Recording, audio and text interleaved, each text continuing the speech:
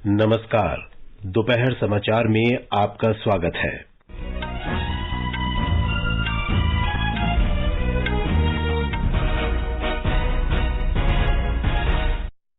श्री जगदीप धनखड़ भारत के 14वें उपराष्ट्रपति बने।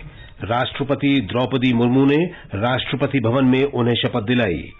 केंद्रीय मंत्रिमंडल ने प्रधानमंत्री शहरी आवास योजना के अंतर्गत सबके लिए आवास मिशन को दिसंबर 2024 तक बढ़ाने की स्वीकृति दी। दिल्ली सरकार ने कोविड के मामलों की संख्या में वृद्धि को देखते हुए सार्वजनिक स्थानों पर मास्क लगाना अनिवार्य किया। भारतीय जनता पार्टी ने राष्ट्रीय राजधानी में पिछले 8 वर्ष में कई स्कूल बंद होने का दावा करते हुए दिल्ली सरकार के शिक्षा मॉडल पर सवाल उठाया। केंद्रीय अन्वेषण ब्यूरो ने पशु तस्करी के मामले में तृणमूल कांग्रेस नेता अनुव्रत मंडल को गिरफ्तार किया। निर्वाचन आयोग नई दिल्ली में एशियाई क्षेत्रीय मंच की वर्चुअल बैठक का आयोजन कर रहा है। भाई बहन के प्रेम का पर्व रक्षाबंधन देश भर में हर्षोल्लास के साथ मनाया जा रहा है। प्रधानमंत्री नरेंद्र मोदी ने अपने आवास पर बालिकाओं से राखी बंधवाई। यूक्रेन के ज़पोरिज़िया परमाणु संयंत्र के संकट को दूर करने के लिए संयुक्त राष्ट्र सुरक्षा परिषद की आज आपात बैठक।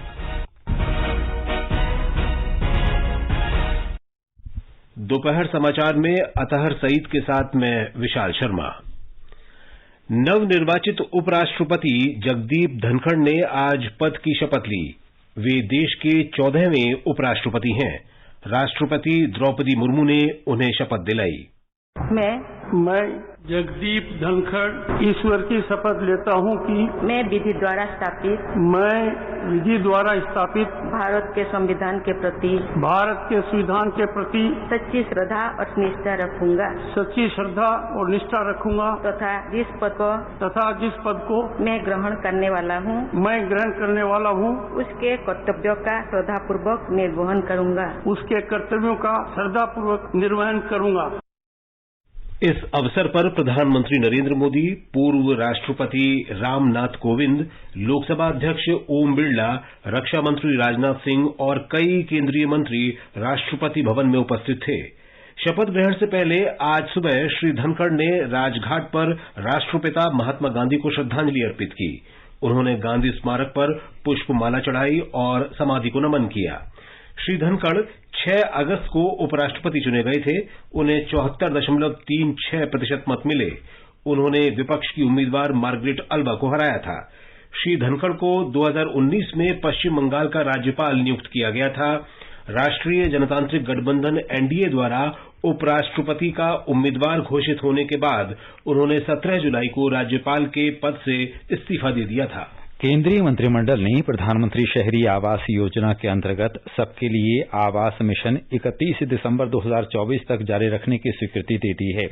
योजना के अंतर्गत इस वर्ष 31 मार्च तक स्वीकृत 122 लाख से अधिक आवासों को पूरा करने के लिए वित्तीय सहायता उपलब्ध कराई जा रही है। देश के शहरी क्षेत्रों में सभी पात्र लाभार्थियों को पक्का मकान उपलब्ध कराने की योजना केंद्र सरकार की प्रमुख योजनाओं में से एक है। राज्य और केंद्र शासित प्रदेशों ने इस योजना को जारी रखने का अनुरोध किया था। शहरी विकास राज्य मंत्री कौशल किशोर ने बताया कि सभी शहरी गरीबों को आवास देना हमारी प्राथमिकता है। शहरी क्षेत्र में जिन लोगों को भी आवास अभी रह गए हैं मिलने के लिए, उन सभी लोगों को आवास उपलब्ध कराने का काम किया जाएगा। सभी राज्यों की जितनी भी डिमांड भेजेंगे शहरी क्षेत्र में सभी डिमांड पूरी की जाएगी। हाउस फॉर ऑल योजना है, सभी को घर देने की योजना है, इसलिए कोई भी बचेगा नहीं, सभी को आवास दिए जाएंगे जिनको आवास की जरूरत है। हमारी केंद्र सरकार 1.5 लाख रुपए देती है और राज्य सरकार को 1 लाख रुपए देना होता है। 2,50,000 रुपया दिया जाता है आवास बनाने के लिए। जिन लोगों के पास भूमि है उनको, और अगर नहीं है एक आवास बना तो आवास के ऊपर भी आवास बनाने के लिए उनके परिवार के किसी व्यक्ति को या भाई को वो आवास देने का काम हमारी सरकार करती है। प्रधानमंत्री नरेंद्र मोदी ने कहा है कि एथेनॉल संयंत्र से देश में जैव ईंधन के उत्पादन और उपयोग में वृद्धि होगी। प्रधानमंत्री ने कल वर्चुअल माध्यम से हरियाणा के पानीपत में 2G एथेनॉल संयंत्र के लोकार्पण के अवसर पर कहा कि जैविक ईंधन प्रकृति की रक्षा का ही उपाय है। प्रकृति की पूजा करने वाले हमारे देश में बायोफ्यूल या जैविक ईंधन प्रकृति की रक्षा का ही एक पर्याय है। हमारे लिए जैव ईंधन यानी हरियाली लाने वाला ईंधन, पर्यावरण बचाने वाला ईंधन, किसान भाई बहन तो सदियों से इतने जागरूक हैं कि बीज बोने से लेकर फसल उगाने और फिर उसे बाजार में पहुंचाने तक किसी भी चीज को बर्बाद नहीं होने देते। प्रधानमंत्री ने कहा कि लोगों को पराली की ढुलाई की सुविधाएं प्रदान की जा रही हैं और नए जैव ईंधन संयंत्र लगाए जा रहे हैं। पानीपत में आधुनिक इथेनॉल का प्लांट लगा है, जैविक ईंधन प्लांट बना है, वो तो एक शुरुआत मात्र है। इस प्लांट की वजह से दिल्ली, एनसीआर और पूरे हरियाणा में प्रदूषण कम करने में भी मदद मिलेगी। श्री मोदी ने कहा कि पिछले 7-8 वर्ष में देश में पेट्रोल में करीब 8% एथेनॉल मिलाया जा रहा है। प्रधानमंत्री ने कहा कि एथेनॉल मिश्रण शुरू होने के बाद राष्ट्र ने कम से कम 50,000 करोड़ रुपए की बचत की है और ये धन किसानों को उपलब्ध कराया गया है। उन्होंने कहा कि जैव ईंधन के अनेक लाभ हैं। जैविक ईंधन प्लांट से पहला फायदा तो ये होगा कि पराली जलाने से धरती मां को जो पीड़ा होती थी उससे मुक्ति मिलेगी। दूसरा फायदा कि पराली के निस्तारण के लिए जो नई व्यवस्था बन रही है, ट्रांसपोर्टेशन के लिए नई सुविधा बन रही है, इन सब से गांवों में रोजगार के नए अवसर पैदा होंगे। तीसरा फायदा होगा कि जो पराली किसानों के लिए बोझ थी, वही उनके लिए अतिरिक्त आय का माध्यम बनेगी। चौथा फायदा प्रदूषण कम होगा और पांचवा लाभ ये होगा कि देश को एक वैकल्पिक ईंधन भी मिलेगा। ये समाचार हमारी वेबसाइट newsonair.com/hindi और हमारे mobile app news on AIR पर भी उपलब्ध हैं। सुनो ना, हाँ? सोच रहा हूँ अपना बिजनेस क्यों न बढ़ा लूं। तो रोका किसने है? हाँ? रोका तो किसी ने नहीं, पर समझ नहीं आ रहा कि मदद किससे मांगूं। मुझसे। तुमसे? तो अच्छा बताओ फिर। आकाशवाणी है ना, मैंने सुना है उसका नेटवर्क देश भर में फैला है। पर उससे मेरा क्या फायदा? देखो, फायदा है, जिस शहर में चाहो विज्ञापन की मदद से उपभोक्ताओं तक पहुंच जाओ। पर अब ये भी तो बता दो कि आकाशवाणी से संपर्क कैसे करूं? बहुत आसान है, मैं बताती हूँ। नंबर नोट करो, 870-001-4242। ओ 870-001-4242। हाँ। लो अभी फोन लगाता हूँ 870-001-4242 पर।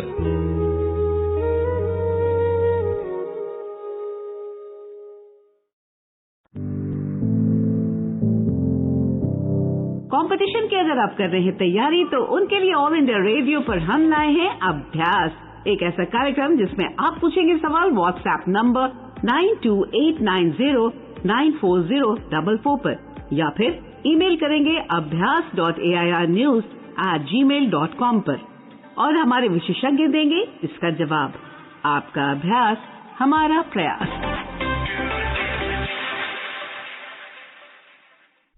दोपहर समाचार में आपका फिर स्वागत है। दिल्ली सरकार ने कोरोना संक्रमण के फैलाव को रोकने के लिए सार्वजनिक स्थान पर मास्क पहनना अनिवार्य कर दिया है। नियम का उल्लंघन करते पाए जाने पर 500 रुपए का जुर्माना देना होगा। हालांकि निजी वाहन में यात्रा के समय ये लागू नहीं होगा। आकाशवाणी से बातचीत में लोकनायक जयप्रकाश नारायण अस्पताल के निदेशक डॉक्टर सुरेश ने बताया कि कोरोना का पॉजिटिविटी रेट 15% से अधिक बढ़ गया है। अभी हमने देखा है कि जो कोरोना का पॉजिटिविटी रेट है वो 15% से ऊपर चला गया है, और अभी लोकनायक में 70 से अधिक कोरोना के पेशेंट भर्ती हैं। और क्योंकि पॉजिटिविटी बढ़ रहा है, नंबर बढ़ रहा है और लोग लापरवाह हो गए, लोग मास्क पहन ही नहीं रहे हैं, तो ये बहुत आवश्यक है कि लोग मास्क पहने और कोविड के जो गाइडलाइंस है उसका पालन करें। और इसके साथ साथ हम वैक्सीन भी, जो बच्चे हैं जिनको नहीं लगा है उनको लगवाएं, और जिन्होंने 3rd डोज नहीं लिया है वो 3rd डोज या प्रिकॉशन डोज, बूस्टर डोज अवश्य लगवाएं, क्योंकि जो भी वैक्सीन है उसका जो एंटीबॉडी है वो 6 महीने के बाद उसका लेवल कम हो जाता है। और जो कोविड का जो नया स्ट्रेन आ रहा है आजकल, सब वेरिएंट आ रहा है, ओमिक्रॉन का नया स्ट्रेन आ रहा है, ओमिक्रॉन का जो सब वेरिएंट है उसकी वजह से भी थोड़ा सा इंफेक्शन बढ़ सकता है। उससे बचने के लिए सबसे आवश्यक है कि हम मास्क लगाएं और कोविड की गाइडलाइंस का पालन करें। राष्ट्रव्यापी टीकाकरण अभियान के तहत अब तक 207 करोड़ 29 लाख से अधिक कोविड रोधी टीके लगाए जा चुके हैं। स्वास्थ्य मंत्रालय ने कहा है कि पिछले 24 घंटे में 25,75,000 से अधिक टीके लगाए गए। इसी अवधि में 16,299 नए मामलों की पुष्टि हुई। देश में इस समय कुल 1,25,076 मरीजों का इलाज चल रहा है। केंद्र सरकार ने कहा है कि 18 वर्ष से अधिक आयु के सभी व्यक्तियों के लिए एहतियाती डोज के रूप में कॉर्बेवैक्स का विकल्प उपलब्ध रहेगा। आकाशवाणी से विशेष बातचीत में कोविड कार्यबल के अध्यक्ष एनके अरोड़ा ने बताया, 12 अगस्त यानी कल से पूरे देश में एहतियातन डोज के लिए हमारे पास एक और ऑप्शन अवेलेबल है। कार्बोवैक्स नाम की एक नई वैक्सीन है जो पूर्णतः भारत में निर्मित है और वो एहतियातन डोज के लिए ली जा सकती है। चाहे आपने पहले 2 डोज कोवैक्सीन के लिए हो या 2 डोज कोविशील्ड के लिए हो, अगर 6 महीने पूरे हो गए हैं तो कार्बोवैक्स नाम की ये वैक्सीन ली जा सकती है। इसको हेटेरोलॉगस बूस्टर भी कहते हैं और जो वैज्ञानिक आंकड़े उपलब्ध हैं उसके हिसाब से ये बहुत ही प्रभावी है और आपकी प्रतिरोधक क्षमता को बहुत अच्छी तरीके से और सुदृढ़ करती है, जिससे कि आज के लिए और आने वाले समय में अगर कोई कोविड का ऐसा वायरस आता है जो खतरनाक है, उससे बचाव की क्षमता शरीर में बढ़ जाएगी। तो हमारी आप सबसे प्रार्थना है कि जाइए तुरंत और अपना एहतियातन डोज जो है वो लगवाइए।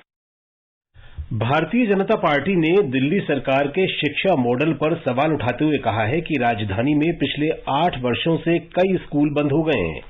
भारतीय जनता पार्टी के राष्ट्रीय प्रवक्ता शहजाद पूनावाला ने नई दिल्ली में संवाददाता सम्मेलन में कहा कि दिल्ली सरकार ने अपने चुनाव घोषणा पत्र में 500 स्कूल और 20 कॉलेज खोलने का वादा किया था, लेकिन पिछले 8 वर्षों में 31 स्कूल बंद हो गए हैं।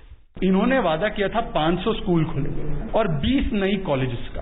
2 डजन से ज्यादा स्कूल, लगभग 31 स्कूल बंद किए गए दिल्ली में पिछले 8 वर्ष। और इस विषय को दिल्ली की विधानसभा में हमारे नेता प्रतिपक्ष बिदुड़ी जी ने उठाया।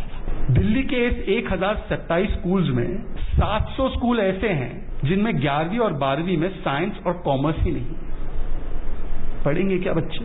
इन 745 स्कूल्स प्रिंसिपल नहीं है। 418 स्कूल्स में वाइस प्रिंसिपल नहीं है। 40,000 सीट CWS के भरे ही नहीं गए RTE एक्ट के तहत। इस पर कोर्ट ने इनसे सवाल पूछे। आगे बढ़ने से पहले मुख्य समाचारों पर एक नजर। श्री जगदीप धनखड़ भारत के 14वें उपराष्ट्रपति बने। राष्ट्रपति द्रौपदी मुर्मू ने राष्ट्रपति भवन में उन्हें शपथ दिलाई। केंद्रीय मंत्रिमंडल ने प्रधानमंत्री शहरी आवास योजना के अंतर्गत सबके लिए आवास मिशन को दिसंबर 2024 तक बढ़ाने की स्वीकृति दी। दिल्ली सरकार ने कोविड के मामलों की संख्या में वृद्धि को देखते हुए सार्वजनिक स्थानों पर मास्क लगाना अनिवार्य किया। भारतीय जनता पार्टी ने राष्ट्रीय राजधानी में पिछले 8 वर्ष में कई स्कूल बंद होने का दावा करते हुए दिल्ली सरकार के शिक्षा मॉडल पर सवाल उठाया। केंद्रीय अन्वेषण ब्यूरो ने पशु तस्करी के मामले में तृणमूल कांग्रेस नेता अनुव्रत मंडल को गिरफ्तार किया। निर्वाचन आयोग नई दिल्ली में एशियाई क्षेत्रीय मंच की वर्चुअल बैठक का आयोजन कर रहा है। भाई बहन के प्रेम का पर्व रक्षाबंधन देश भर में हर्षोल्लास के साथ मनाया जा रहा है। प्रधानमंत्री नरेंद्र मोदी ने अपने आवास पर बालिकाओं से राखी बंधवाई। यूक्रेन के ज़पोरिज़िया परमाणु संयंत्र के संकट को दूर करने के लिए संयुक्त राष्ट्र सुरक्षा परिषद की आज आपात बैठक। केंद्रीय अन्वेषण ब्यूरो CBI ने पश्चिम बंगाल में तृणमूल कांग्रेस नेता अनुव्रत मंडल को मवेशियों की तस्करी के मामले में गिरफ्तार कर लिया है। CBI ने उन्हें आज सुबह बोलपुर स्थित उनके आवास से गिरफ्तार किया। श्री मंडल तृणमूल कांग्रेस के बीरभूम जिला अध्यक्ष हैं। इससे पहले श्री मंडल स्वास्थ्य मुद्दों को लेकर CBI के कई समन की अनदेखी कर चुके हैं। CBI ने उनके खिलाफ 10 समन जारी किए थे, लेकिन वे केवल 2 अवसरों पर ही उपस्थित हुए। जांच में सहयोग नहीं करने के लिए उन्हें आज गिरफ्तार कर लिया गया। पार्थ चटर्जी के बाद तृणमूल कांग्रेस के ये दूसरे नेता हैं जिन्हें गिरफ्तार किया गया है। पार्थ चटर्जी फिलहाल शिक्षक भर्ती घोटाले मामले में जेल में हैं। निर्वाचन आयोग आज नई दिल्ली में एशियाई क्षेत्रीय फोरम के वर्चुअल सम्मेलन की मेजबानी कर रहा है। बैठक की थीम है चुनावों को समावेशी, सुगम्य और सहभागितापूर्ण बनाना। अगले महीने मैक्सिको का नेशनल इलेक्टोरल इंस्टीट्यूट वैश्विक लोकतंत्र शिखर सम्मेलन का आयोजन करेगा।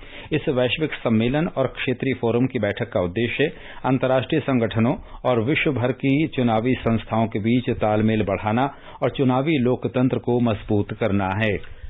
केंद्र शासित प्रदेश जम्मू कश्मीर में सुरक्षा बलों ने आज सुबह राजौरी जिले के सैन्य शिविर में घुसपैठ की कोशिश कर रहे 2 आतंकियों को मार गिराया। मुठभेड़ में सेना के 3 जवान वीरगति को प्राप्त हुए। ये समाचार आकाशवाणी से प्रसारित किए जा रहे हैं। ताजा समाचार जानने के लिए आप हमारे Twitter handle @AIR News Hindi को फॉलो कर सकते हैं। आकाशवाणी आपके लिए लेकर आया है कार्यक्रम एक कदम और बुजुर्गों के लिए। 14 अगस्त को प्रसारित होने वाले हमारे कार्यक्रम का विषय है बुजुर्गों का खान पान। आप अपने सवाल हमें 11 अगस्त तक भेज सकते हैं। हमारा व्हाट्सएप नंबर है 9289094044। आप अपने सवाल हमें इस पते पर ईमेल भी कर सकते हैं, एक कदम और AIRnews@gmail.com। ये आकाशवाणी है। रक्षाबंधन का पर्व आज देश भर में उल्लास और उमंग के साथ मनाया जा रहा है।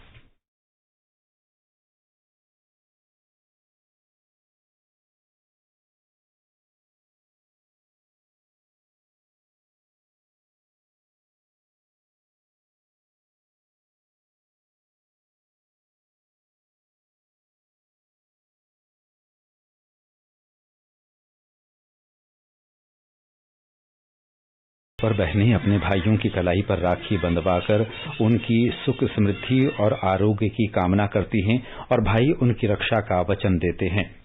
राष्ट्रपति द्रौपदी मुर्मू और प्रधानमंत्री नरेंद्र मोदी ने रक्षाबंधन पर लोगों को बधाई दी है। राष्ट्रपति ने कहा कि रक्षाबंधन भाइयों के प्रति बहनों के स्नेह और प्रेम का त्योहार है। प्रधानमंत्री ने भी देशवासियों को रक्षाबंधन की शुभकामनाएं दी हैं। प्रधानमंत्री ने आज अपने आवास पर बालिकाओं के साथ रक्षाबंधन मनाया। रक्षाबंधन के इस विशेष अवसर पर प्रधानमंत्री कार्यालय में काम करने वाले सफाई कर्मचारियों, चपरासी, माली, ड्राइवरों की बेटियों ने प्रधानमंत्री को राखी बांधी। राजस्थान में रक्षाबंधन पारंपरिक श्रद्धा और उल्लास के साथ मनाया जा रहा है। बीकानेर जिले से सटे भारत पाक सीमा पर लड़कियों ने सीमा सुरक्षा बल BSF के जवानों को राखियां बांधी। बाड़मेर जिले में महिला जवानों ने पाकिस्तान से लगी अंतर्राष्ट्रीय सीमा पर तैनात BSF के जवानों को भी राखियां बांधी। महाराष्ट्र में संस्कृति कार्यों के विभाग ने बहनों से अपील की है कि वे सीमा पर तैनात सैनिकों को डिजिटल तिरंगा राखी भेजें। ये वे सैनिक हैं जिन्हें आज रक्षाबंधन के त्योहार के अवसर पर अपने परिवारों से मिलने का अवसर नहीं मिला है। ये राखियां ऑनलाइन भेजी जा सकती हैं, जिसके लिए उन्हें संस्कृति विभाग की वेबसाइट महाअमृत.org पर जाना होगा। इन राखियों को पहले रक्षा मंत्रालय को भेजा जाएगा, जहां से इन्हें सीमा पर तैनात सैनिकों को भेज दिया जाएगा। देश भर के डाकघरों ने हर घर तिरंगा अभियान के अंतर्गत नागरिकों को आसानी से राष्ट्रीय ध्वज उपलब्ध कराने का प्रबंध किया है। डाकघरों से 25 रुपए में तिरंगा लिया जा सकता है। संचार मंत्रालय ने बताया कि बड़ी संख्या में लोग डाकघर पोर्टल के माध्यम से ऑनलाइन तिरंगा मंगवा रहे हैं।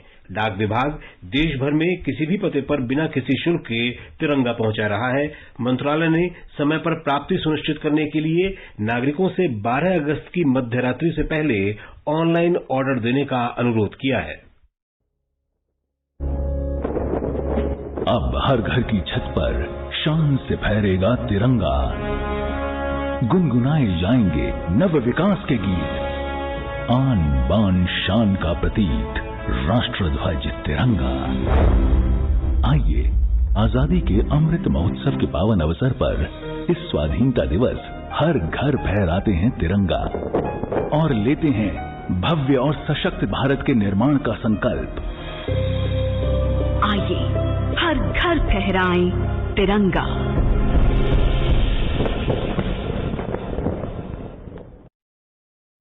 उत्तर प्रदेश में हर घर तिरंगा अभियान में सरकारी तंत्र से लेकर आम जन की जबरदस्त भागीदारी नजर आ रही है।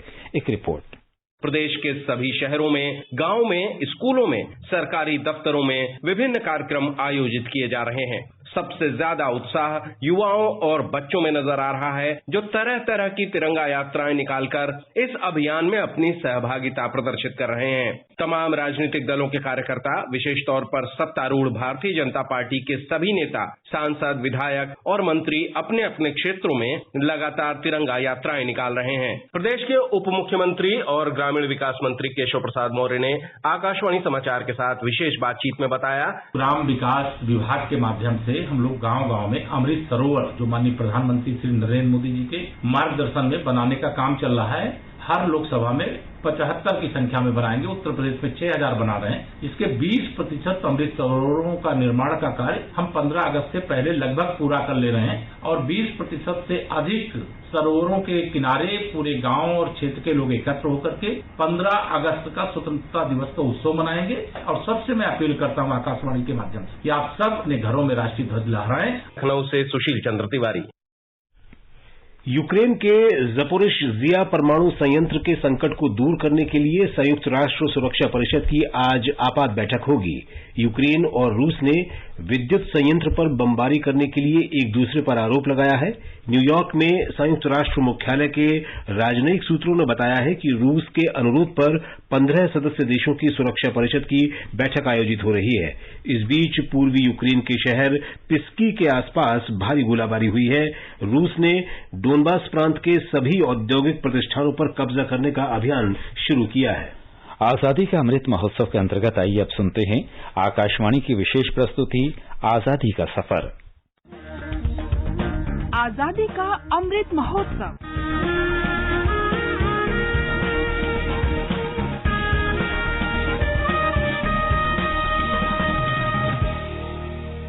आजादी का सफर आकाशवाणी समाचार के साथ एक राष्ट्र का उदय। भारत का गौरवशाली स्वतंत्रता संग्राम आधुनिक विश्व में घटित महानतम संघर्षों में एक है और आकाशवाणी समाचार हर रोज लेकर आ रहा है आपके लिए इसी स्वतंत्रता संग्राम की एक झलक।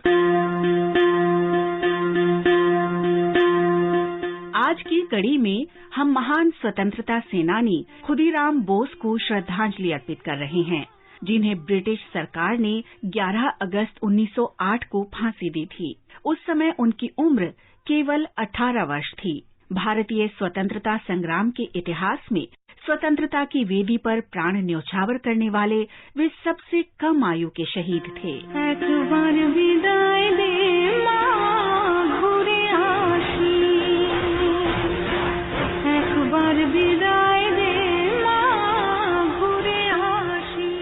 खुदीराम बोस का जन्म हुआ था 1889 में पश्चिम बंगाल में मिदनापुर के महोबनी में। 1908 में बोस को ब्रिटिश मैजिस्ट्रेट डगलस किंग्सफोर्ड को मारने की जिम्मेदारी दी गई, जो युवा स्वतंत्रता सेनानियों को क्रूर शारीरिक यातनाएं देने और कठोर सजा सुनाने के लिए कुख्यात था। 20 अप्रैल 1908 को बोस और प्रफुल्ल कुमार चाकी ने यूरोपियन क्लब के सामने किंग्सफोर्ड को ले जा रहा वाहन समझकर एक गाड़ी पर बम फेंका, लेकिन उस गाड़ी में मुजफ्फरपुर अदालत के वरिष्ठ वकील बैरिस्टर प्रिंगले केनेडी की पत्नी और उनकी बेटी सवार थे।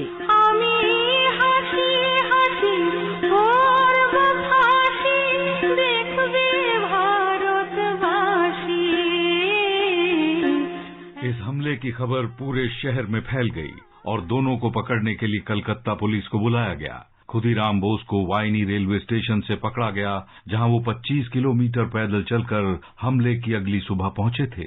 प्रफुल्ल कुमार चाकी ने गिरफ्तार होने के ठीक पहले आत्महत्या कर ली। जब बोस को पकड़कर मुजफ्फरपुर पुलिस थाने लाया जा रहा था तो भारी भीड़ उनके इर्द गिर्द जमा थी। कई सुनवाइयों के बाद खुदीराम को मौत की सजा सुनाई गई और 11 अगस्त 1908 को उन्हें फांसी दे दी गई।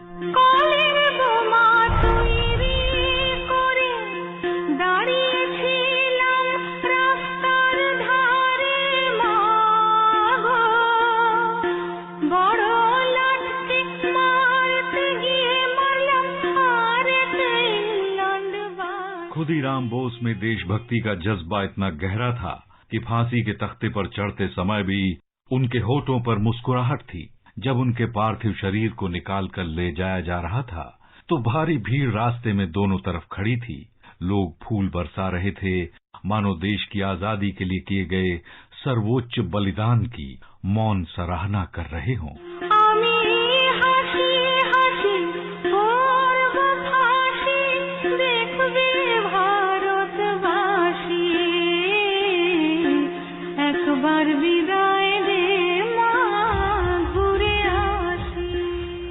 इस महान शहीद को आकाशवाणी समाचार का नमन।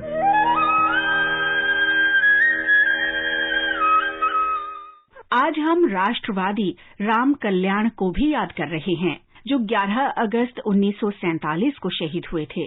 पूर्व के बूंदी स्टेट, जो कि अब राजस्थान में है, वहां के रहने वाले राम कल्याण ने अगस्त 1947 में बूंदी कामगारों के संघर्ष में भाग लिया। 5 अगस्त 1947 को श्रमिकों ने अपनी मांगों के समर्थन में भूख हड़ताल की। पुलिस ने बड़ी संख्या में श्रमिकों और उनके नेताओं को गिरफ्तार कर हिरासत में ले लिया।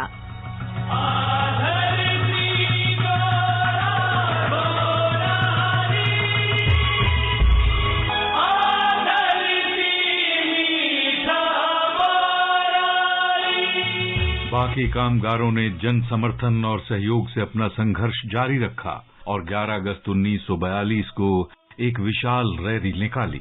जब प्रदर्शनकारी हाथों में राष्ट्रीय ध्वज लिए रैली में मार्च कर रहे थे, तो सशस्त्र पुलिस ने उन पर गोलियां बरसानी शुरू कर दी। कई आंदोलनकारियों को गोलियां लगी।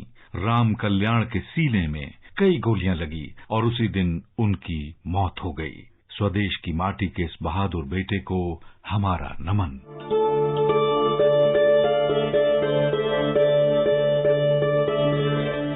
आज हम स्वतंत्रता सेनानी चंद्रमा प्रसाद और श्यामबरम का भी स्मरण कर रहे हैं। उत्तर प्रदेश के प्रयागराज निवासी इन दोनों सेनानियों ने भारत छोड़ो आंदोलन में भाग लिया। 11 अगस्त 1942 को भारत छोड़ो आंदोलन के दौरान रैली पर पुलिस गोलीबारी में चंद्रमा प्रसाद और श्यामबरम दोनों शहीद हो गए। आकाशवाणी समाचार इन अमर शहीदों को नमन करता है।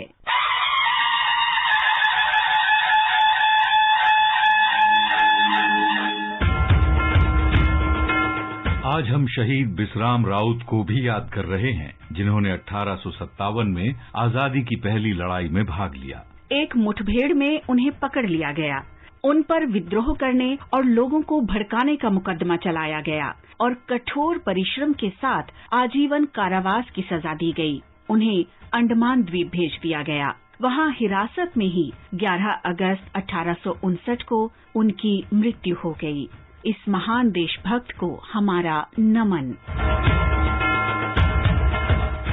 और अब आकाशवाणी समाचार के साथ आजादी का सफर की ये कड़ी संपन्न होती है। कल फिर मिलेंगे आपसे एक नई कड़ी के साथ।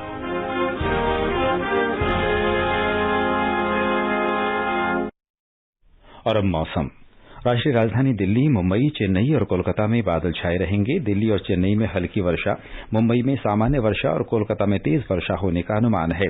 इन महानगरों में तापमान 24 और 35 डिग्री सेल्सियस के बीच रह सकता है। हैदराबाद, बेंगलुरु और विशाखापत्तनम में भी बादल छाए रहेंगे।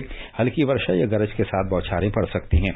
इन शहरों में न्यूनतम तापमान 20 और अधिकतम 31 डिग्री सेल्सियस के बीच रहने का अनुमान है। जम्मू, श्रीनगर, मुजफ्फराबाद में आंशिक रूप से बादल छाए रहेंगे और 1 या 2 स्थानों पर बारिश या गरज के साथ बौछारें पड़ सकती हैं। गुवाहाटी, इम्फाल, शिलंग, कोहिमा, आइजॉल और ईटानगर में आंशिक रूप से बादल छाए रहेंगे और 1 या 2 स्थानों पर बारिश हो सकती है। अंत में मुख्य समाचार एक बार फिर। श्री जगदीप धनखड़ भारत के 14वें उपराष्ट्रपति बने। राष्ट्रपति द्रौपदी मुर्मू ने राष्ट्रपति भवन में उन्हें शपथ दिलाई। केंद्रीय मंत्रिमंडल ने प्रधानमंत्री शहरी आवास योजना के अंतर्गत सबके लिए आवास मिशन को दिसंबर 2024 तक बढ़ाने की स्वीकृति दी। दिल्ली सरकार ने कोविड के मामलों की संख्या में वृद्धि को देखते हुए सार्वजनिक स्थानों पर मास्क लगाना अनिवार्य किया। भारतीय जनता पार्टी ने राष्ट्रीय राजधानी में पिछले 8 वर्ष में कई स्कूल बंद होने का दावा करते हुए दिल्ली सरकार के शिक्षा मॉडल पर सवाल उठाया। केंद्रीय अन्वेषण ब्यूरो ने पशु तस्करी के मामले में तृणमूल कांग्रेस नेता अणुव्रत मंडल को गिरफ्तार किया। निर्वाचन आयोग नई दिल्ली में एशियाई क्षेत्रीय मंच की वर्चुअल बैठक का आयोजन कर रहा है। भाई बहन के प्रेम का पर्व रक्षाबंधन देश भर में हर्षोल्लास के साथ मनाया जा रहा है। प्रधानमंत्री नरेंद्र मोदी ने अपने आवास पर बालिकाओं से राखी बंधवाई और यूक्रेन के ज़पोरिज़िया परमाणु संयंत्र के संकट को दूर करने के लिए संयुक्त राष्ट्र सुरक्षा परिषद की आज आपात बैठक। इसके साथ ही दोपहर समाचार का ये अंक समाप्त हुआ। नमस्कार।